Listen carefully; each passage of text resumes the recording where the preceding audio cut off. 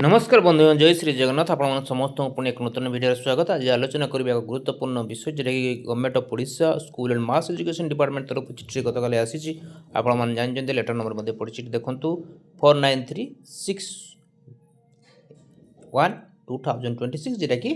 जनवरी 6 2026 रे चिठी अच्छी पूर्व जो था कहते न्यूज पेपर आज प्रकाश पाई जे आप बीएड करते 2 वर्ष वर्षिका से आपको ओटीडी देवाई परमिशन मिलू ना कि 2 वर्ष स्वतंत्र बीएड छात्र ओटीडी दे पारे जहाँकि आप योग्यता परीक्षा जेटा कहूँ 2 वर्ष और ये गोटे स्पष्ट अच्छी आम सविशेष आलोचना करें प्रथम शेष भिडियो देखिए आपण मतामत मत देवे सेयार कर भिडियो ये देखूँ ओटीटी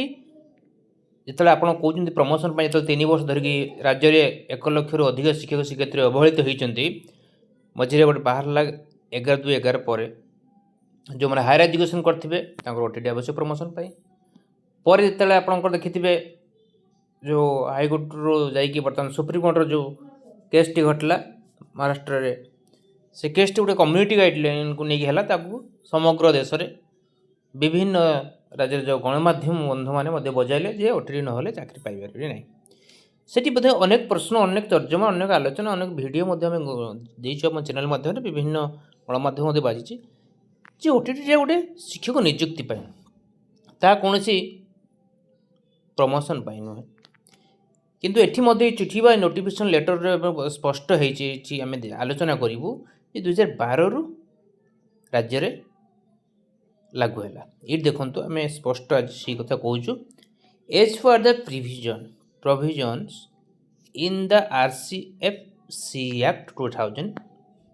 2009 RCFC एक्ट धारा अनुसार national council of teacher education जेटा कि NCT कहते सब जे NCT कौन यहाँ जातीय स्तर जोटा कि एजुकेशन शिक्षार committee being the academic authority has laid down the minimum qualification for a person to be eligible appointment as teacher in class I to B3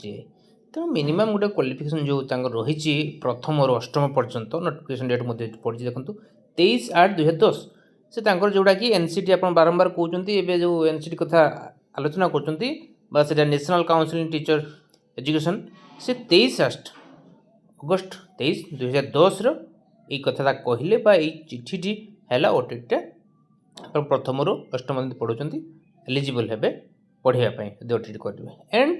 it's subsequent amendment by notification number पढ़ी देखो 29/7/2011 date 13/11/2019 जोटा कि आप 13/10/2021 according to the state government has been framed the guideline conducting OTT in the state wide legislation ये आप 2-3 धाड़ी बहुत गुरुत्वपूर्ण जे state government framed guideline conducting OTT केबे राज्य सरकार गाइडलाइन बा ओटीटी रेजुलेशन कले रेजुलेशन नंबर पढ़ी देखो 14302/SME that means school and mass education date पड़ी 4/6/2012 जोटा कि जून 4/2012 रु ओटीटी गाइडलाइन बा रेजुलेशन स्टेट गवर्नमेंट करें रीड विथ करिजेंडम नंबर पड़ी 23082 school and mass education date 22/2018 and resolution number पड़ी 14339 school and mass education date 9/6/2023 तेणु ये आप परवर्त ये को जीवा पाराग्राफ को किंतु ये आप स्पष्ट हूँ NCT जो कथा कहते जातीय स्तर जो एजुकेशन टीचर एजुकेशन काउंसिलिंग अच्छी सी जिते आप 23 अगस्त 2010 ये कथा कहले जे गोटे शिक्षक नियुक्ति होगापी प्रथम अष्टम पाठ पढ़ाई ओटीटी आवश्यक अच्छी टीटी जो कह टीचर एलिजिबिलिटी टेस्ट आवश्यक अच्छी किंतु ताकू अमेंडेड रूल अमेंडेड है 29/7/2011 डेट अनुसार 13/11/2019 आउ थे अकॉर्डिंगली स्टेट गवर्नमेंट जो फ्रेम्ड कला राज्य सरकार ओडिशा सरकार जो फ्रेम्ड करोटीटी रेजुलेशन अनुसार 4/6/2012 तेणु ये स्पष्ट आप कहते 12 आम समस्त जानी 12 रु ओटीटी लागू हो राज्य में कहीं पूर्व जो माने नियुक्ति पाई 11 हो आप 11 पर पाई बोधे 7 पाई तो 5 बेच पाई 4 बेच 1 बेच ये जो बेच बाई बेच थिला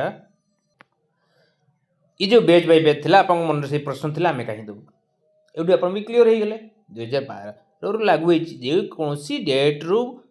तारीख हो मास हो दिन हो वर्ष हो जोठ लागू है सेठी नियम आगू आगू बढ़े पछू केमते जाई पारे नाही तो ये जो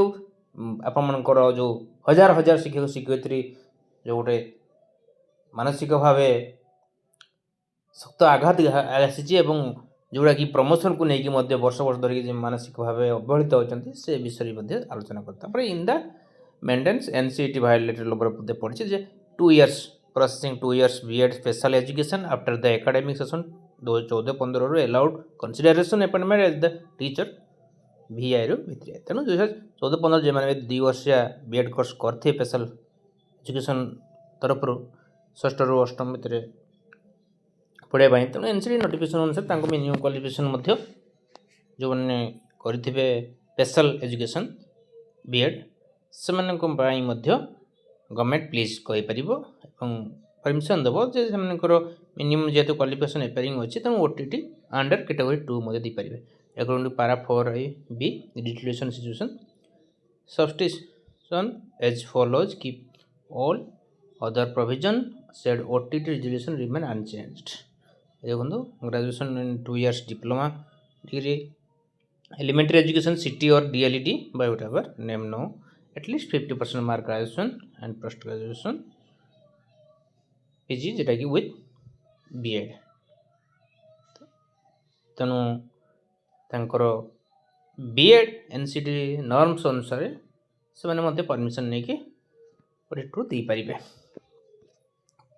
देखो ओडिया पेपर न्यूज पेपर प्रश्न अच्छे 2 वर्ष स्वतंत्र शिक्षा बीएड करते छात्र सुजोग मिले से पेपर 2 परीक्षा दे पारे एने विद्यालय गण शिक्षा मध्य विभाग तरफ सूचना प्रदान कर गण शिक्षा विभाग पक्षर सामाजिक गणमाध्यम एक्स कही पूर्व केवल स्वतंत्र शिक्षार एक वर्षिया बीएड करते छात्र ओटीटी देते यह परिवर्तन होगा प्राय 3000 रु अधिक छात्र उपकृत हे 2 वर्षिया स्वतंत्र बीएड करथिया पिला ओटीटी देवाई से शिक्षक भाव षष्ठ रु अष्टम श्रेणी पाठ पढ़ाइबा योग्य हेबे यह एनसीईटी नियम अनुसार रही अन्यपक्ष ओटीटी संकल्प पत्र कौन परिवर्तन होनी एने विभाग अनुबंध पत्र उल्लेख कर स्नातक 2 वर्षिया प्राथमिक शिक्षा डिप्लोमा सिटी स्नातक कि स्नातकोत्तर बीएड सर्वनिम्न 50% मार्क रहा आवश्यक तेणु ये आपने स्पष्ट हो गले केते परसेंट रखिले आप एलिजिबल हे ओटीटी एवं एनसीईटी केबेठू लागू कला टीईटी ओडिशा सरकार केबेठू लागू कला ओटीटी सविशेष आम आज आप रखिलु निश्चित निजर मतामत भिडियो शेयर करेंगे सब्सक्राइब करेंगे कारण प्रत्येक दिन शिक्षा शिक्षक छात्र विभिन्न समस्या को नहीं आम आप खूब शीघ्र सुंदर सुंदर वीडियो पहुँचाइबा आज धन्यवाद जय श्री जगन्नाथ।